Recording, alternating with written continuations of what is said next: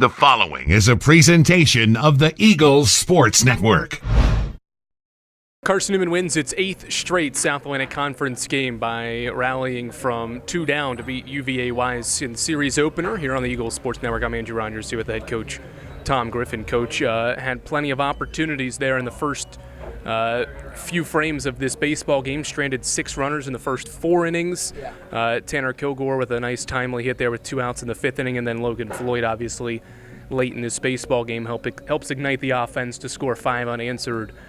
Break down a day where your offense got going late, and then you get some really good relief pitching from Andrew Bench to keep you within striking distance.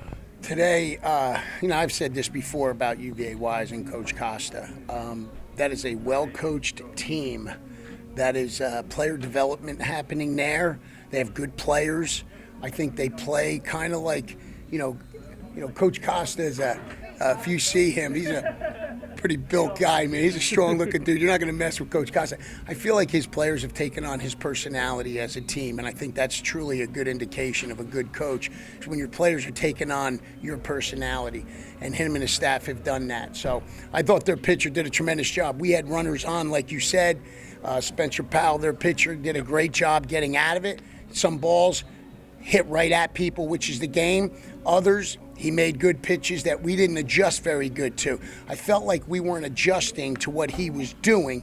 Again, he was effective, but I feel like as hitters, there's got to be some sort of adjustment at bat to at bat. Hitters also have to have adjustments pitch to pitch as well. And I didn't feel some guys were doing that too well. Higgins, again, for him, he tried to give it, felt it a little bit, so we had to go to bench. And Andrew's done what he's done all year for us. He's given us quality innings to keep that game 2-0. Like you said, Kilgore, 2-strike, 2-out hit. That was big. He's done a good job with 2 strikes and getting that hit for us. So that was big for him. And like you said, Floyd with the big one there. That was that was a backbreaker. It was something we needed as far as the spark goes. And then the bullpen with Salico, and then Eli, like most closers, he's effective, but because of his stuff, sometimes he can, see Brandon, sometimes he can, I think it was 20 pitches, 9 strikes. So, he's like Mitch Williams. You don't know who Mitch Williams was. He was a lefty in the big leagues with the Phillies. They called him Wild Thing. And, he could load the bases and then strike out 3.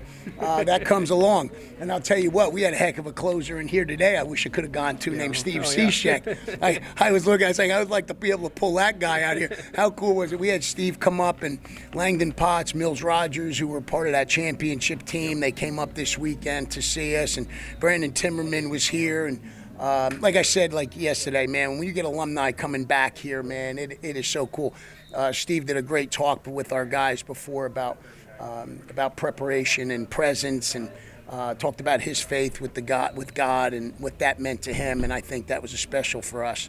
But yeah, to have these guys in here to share kind of that late comeback win, it reminded me of old times, man. I swear, just having those guys in here, you get fired up and pumped up again, seeing that. So I want to highlight Andrew Bench first, because it wasn't just 5 innings of 2 runs or whatever. He only gave up 2 hits in those 5 innings of work, retired 8 in a row at one point. What stood out about this outing to where he was able to limit the traffic on the bases? Well, early on, he was fastball, curveball.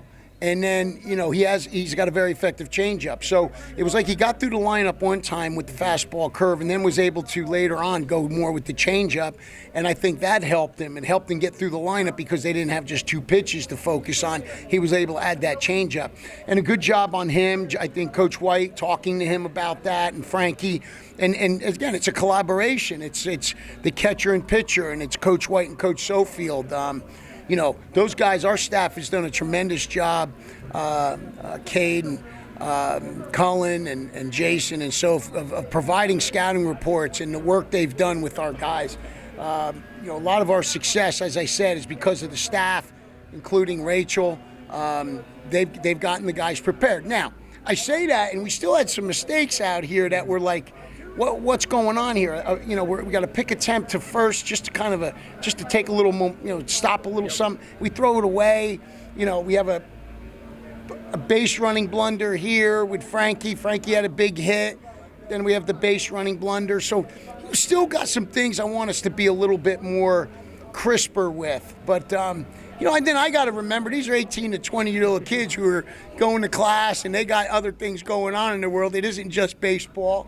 So I got to remind myself of that, too, when mistakes happen. Second individual I want to highlight is not Logan Floyd, despite his go-ahead home run in this baseball game, but it's Frankie Delgado, who has now 3 straight games with multiple hits. He entered this week without a game in his career with multiple hits. He's got 3 straight with multiple hits. We know what he does defensively, but how nice is it to see your veteran catcher contributing at a high level at the plate right now? Oh, like I said, I mean, I've known Frankie a long time, and his dad and mom, and known Frankie coming to catching camps, and so again, it was like, go for it. That's like family. It's like family, and when he gets a hit, you're jacked up for everyone. But that's because of the relationship I've had with him and his family and his dad. It's pretty cool. And, I've seen that a lot. Like, we get some guys that are good defensive catchers, and we tell our guys, like, listen, your main job is to catch. You don't get as many swings. You have to get extra swings on your own because they're going to spend their time in the bullpen working with pitchers than they are in the cage. So they're very defensive-minded, and sometimes the hitting isn't always there.